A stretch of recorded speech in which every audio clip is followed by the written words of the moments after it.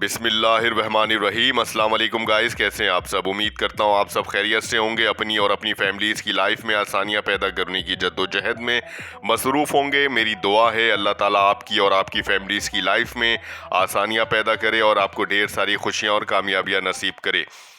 Guys, इस वक्त आप देख रहे हैं मेरा यूट्यूब चैनल रेहान दी ट्रैवलर और मैं हूं आपका होस्ट, आपका दोस्त मोहम्मद रेहान।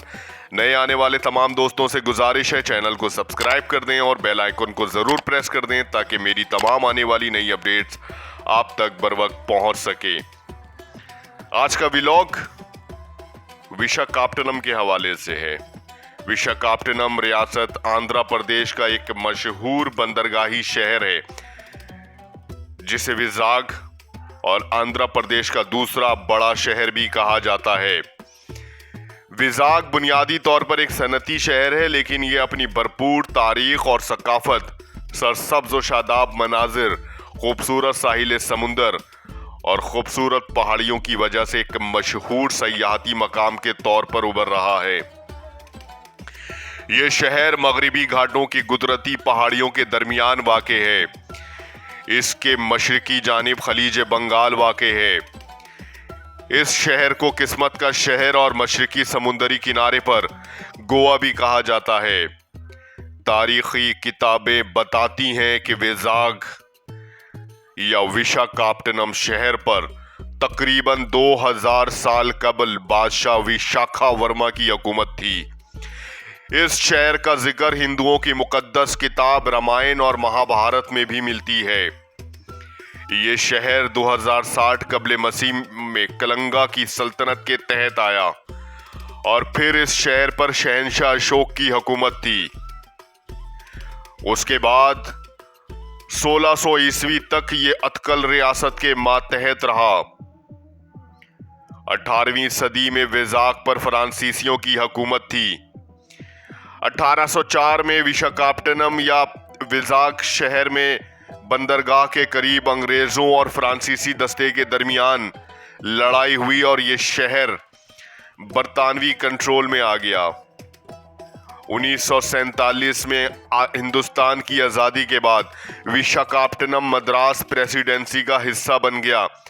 आज ये आंध्र प्रदेश के सबसे बड़े शहर के तौर पर खड़ा है, जो रियासत की मईशत में एक अहम किरदार अदा कर रहा है। विशाखापट्टनम के शहरियों की अक्सरियत हिंदू मत पर अमल पेरा है। उसके बाद इस्लाम और ईसाईयत है। ये इलाका कदीम माजी में बुद्ध मत पर अमल करता था, जैसा कि बहुत से इलाकों में बहुत से बुद्ध संगारों से सबूत मिलते हैं।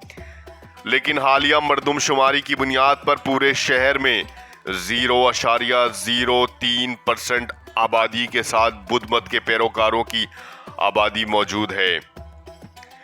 विशाखापट्टनम के इलाके में सबसे मशहूर बुद्ध मत के मुकाबात में थोटलाकुंडा का बुद्ध मत कॉम्प्लेक्स शामिल है।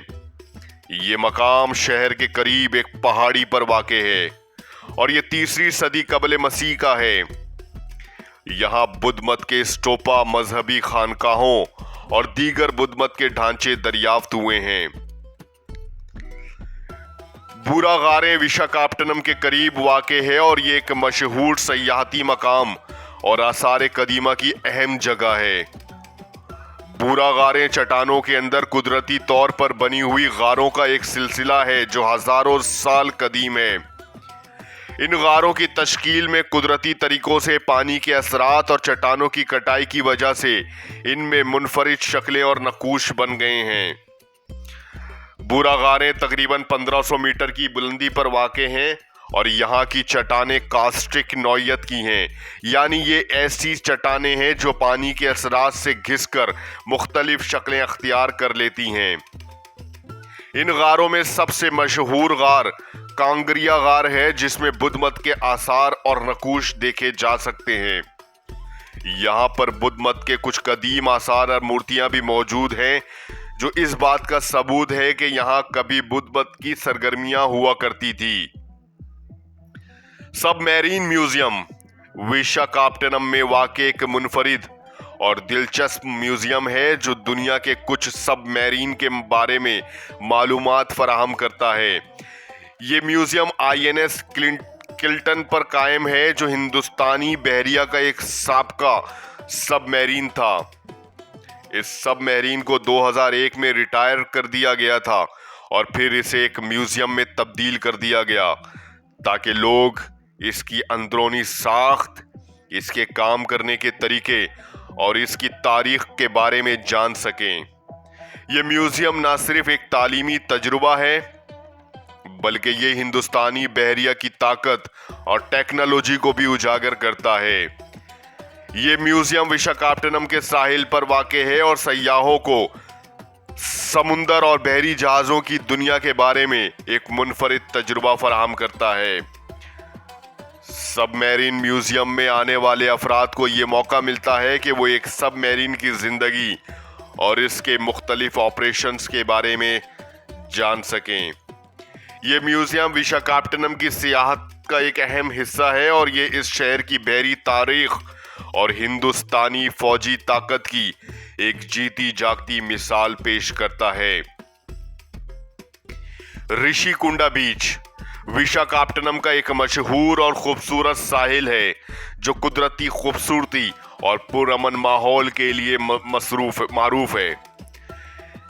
यह साहिल विशाखापट्टनम शहर से तकरीबन 8 किलोमीटर दूर वाक़े है और ये अपने सुनहरी रेत के साहिल, साफ पानी और खूबसूरत कुदरती मनाजिर के लिए मशहूर है।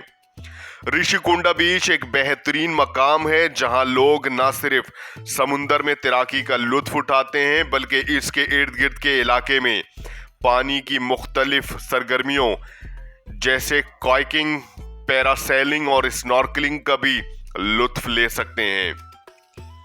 ऋषिकुंडा बीच के इर्द गिर्द खूबसूरत पहाड़ियां भी हैं जो इसके मंजर को मजीद दिलकश बनाती हैं।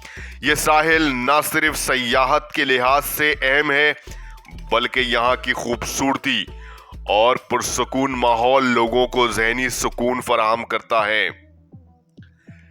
डॉल्फिन नोज विशाखापट्टनम का एक मशहूर सयाहती मकाम है जो शहर के जनूब में वाक़े है।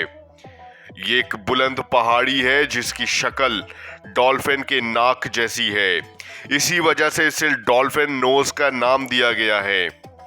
इस मकाम से पूरे विशाखापट्टनम शहर और इसके साहिली इलाकों का शानदार मंजर नजर आता है और यहाँ से समुंदर का मंजर बहुत ही दिलकश होता है।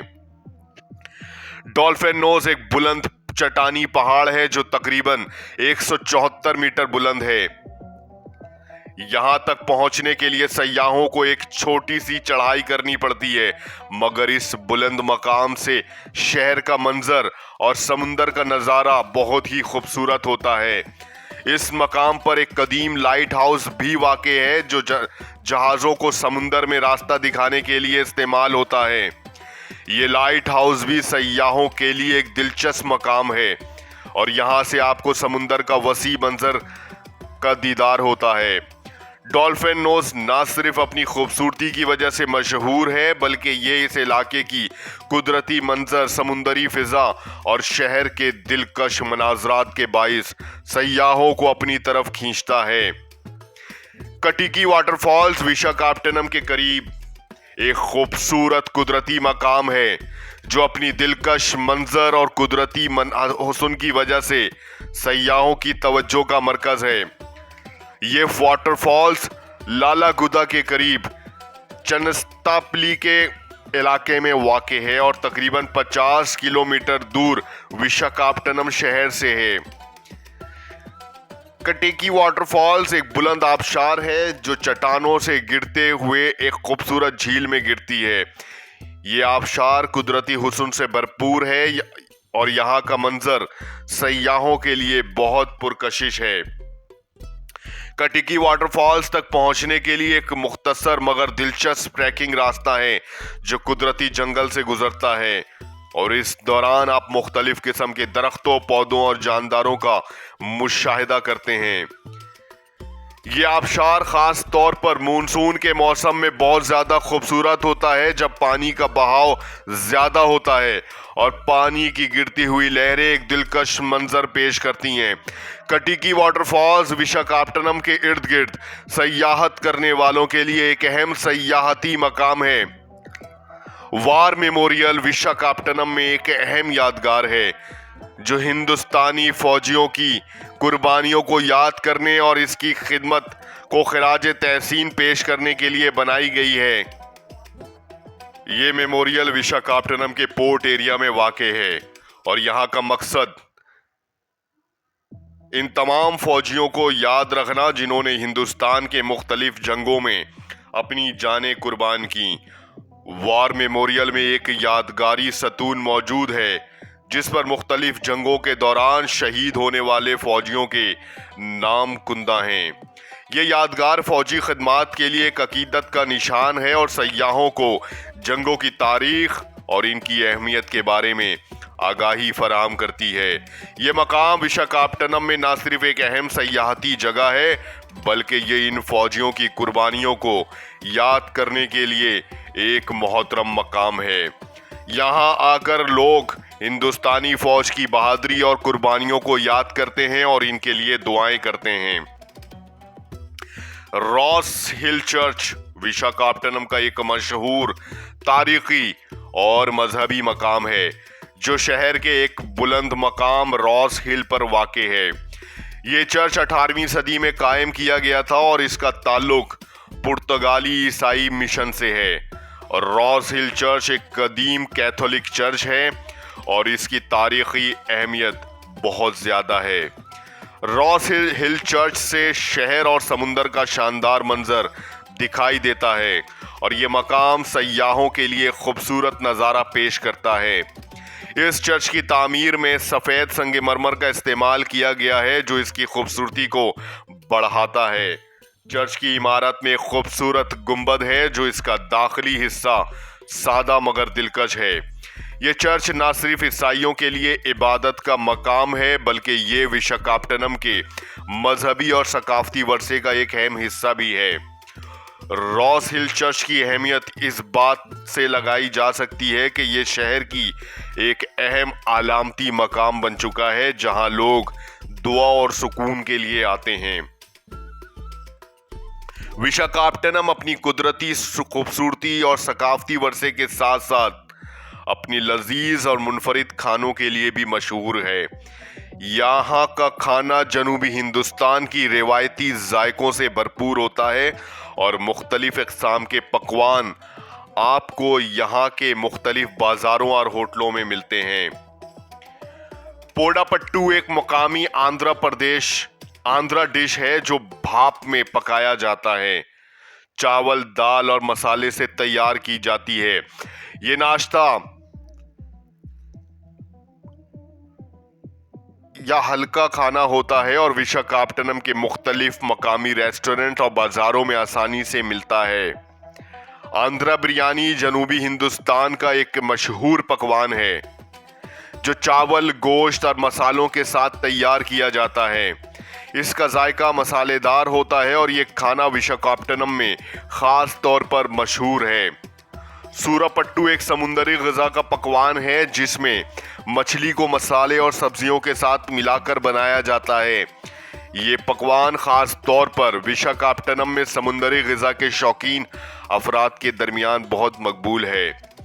विशाखापट्टनम का एक बेहद मशहूर डिश चिकन चटनी है जो एक मज़ेदार और मसालेदार चिकन की डिश है जो ख़ास तौर पर विशाखापट्टनम के मकामी बाज़ारों और होटलों में मिलती हैं। चिकन को मुख्तलिफ मसालों और चटनी के साथ तैयार किया जाता है जिसका जायका बहुत ही लजीज होता है। विशाखापट्टनम में मुख्तलिफ बाज़ार हैं जहां आप इन तमाम लजीज खानों का लुत्फ उठा सकते हैं। डॉल्फिन नोज मार्केट, स्टेंसले मार्केट और छोटा बाजार इन मशहूर बाजारों में शामिल हैं जहां आपको मुख्तलिफ जनूबी हिंदुस्तानी और मकामी पकवान मिल जाते हैं। सो गाइस, आज का व्लॉग विशाखापट्टनम शहर के हवाले से उम्मीद करता हूं आपको पसंद आया होगा। चैनल को सब्सक्राइब कर दें, बेल आइकन को प्रेस कर दें, लाइक करें, कमेंट्स करें, शेयर करें। मुझे दें इजाजत अगले व्लॉग तक के लिए। मिलते हैं अगले व्लॉग में, तब तक के लिए अल्लाह हाफिज।